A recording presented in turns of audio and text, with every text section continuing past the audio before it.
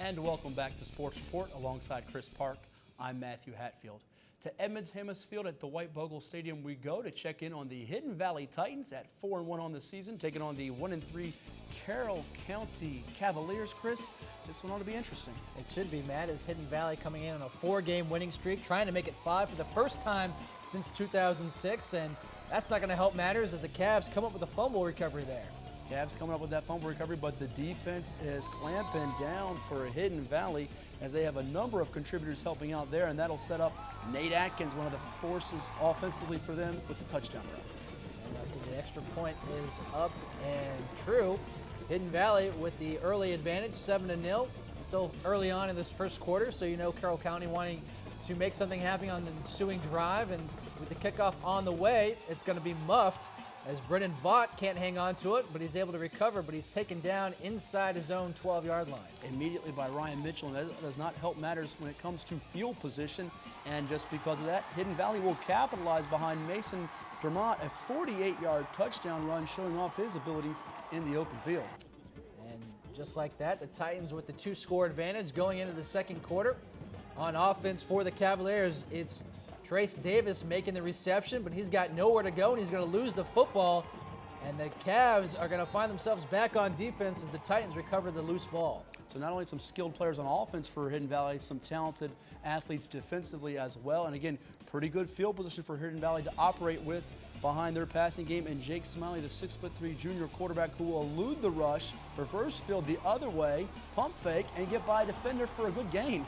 Smiling Jake Smiley with the run there, gets him inside the 35, and on defense, it's going to be some confusion on the handoff, and taken down in the backfield was Austin Correco, and a safety for the Titans. Taylor Flint in on that hit, and then Hidden Valley's offense goes back to work. How wide open was he on that one? As you see right there, the touchdown reception by Chris Wilburn. Chris Wilburn certainly was hidden on that play for the touchdown for the Titans.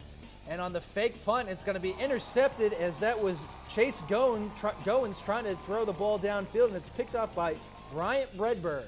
Bryant Bredberg, one of those many takeaways for this Hidden Valley defense all season long as they look to go to 4-1. And again, another touchdown pass for the Titans. Still in the first half here, the Titans all over the Cavs, and back on offense come the Cavaliers, and just nowhere to run. And again, Goings is going to cough it up. This time it's recovered by Jordan Baxley, and that will set up this run to the sideline, and Baxley, who recovered the fumble, says, "I'll take care of it myself, fellas," and he scores the touchdown. So many options: Wilburn, Flint, Mitchell, and it's pouring down rain right now. A 35-point advantage for Hidden Valley, and they give it back to Ryan Mitchell, who will go to the left side and push his way through for another Hidden Valley score.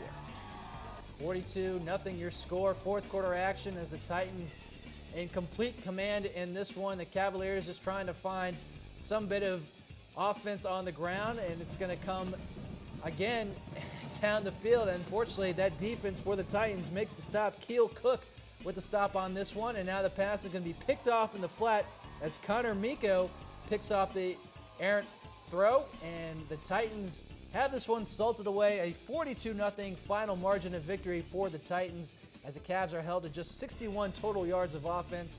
Mason Dermott, 121 yards and a touchdown rushing for Hidden Valley.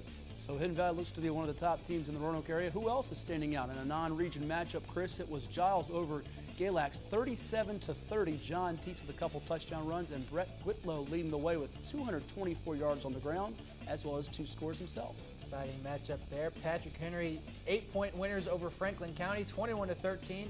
Rashawn Coffey, 8 of 14, 142 yards, and 2 touchdowns in the air for Patrick Henry. And in a losing cause, Bradley Parcell, 5 of 14, 44 yards, and 2 touchdowns as well. So PH Roanoke keeping pace in 6A South. How about in the Seminole District? It was Jefferson Forest winning a shootout over Heritage, 62-44. You see Navy Jones with 4 touchdown runs. Jason Ayers had 5 total touchdowns, 4 on the ground, while Frankie Hickson led the way for Heritage with 235 yards, 4 touchdowns. The Pioneers' first regular season loss since October of 2012. As we saw a bunch of streaks snap. You saw Wilson's in the area in Hampton Roads, LC Bird snapping its winning streak. Let's check in on how the races are shaping up in Group 6A, 5A, and 4A in Northern Virginia. Chris, some of the scores around the state.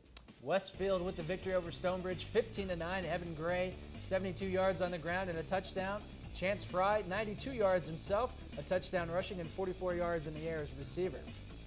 Big win for the Bulldogs. And how about Patriot? They bounced back from the loss to C.D. Hilton the week before. Cody Agnew with 306 yards, passing 2 touchdowns, both of them to Nick Matthews, who had 7 receptions for 165 yards for the Pioneers.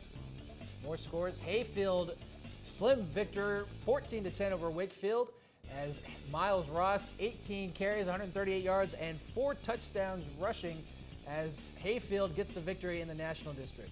First loss of the year for Wakefield this year. Well, come on back. We've got more scores and highlights right here, exclusively on Sports Report.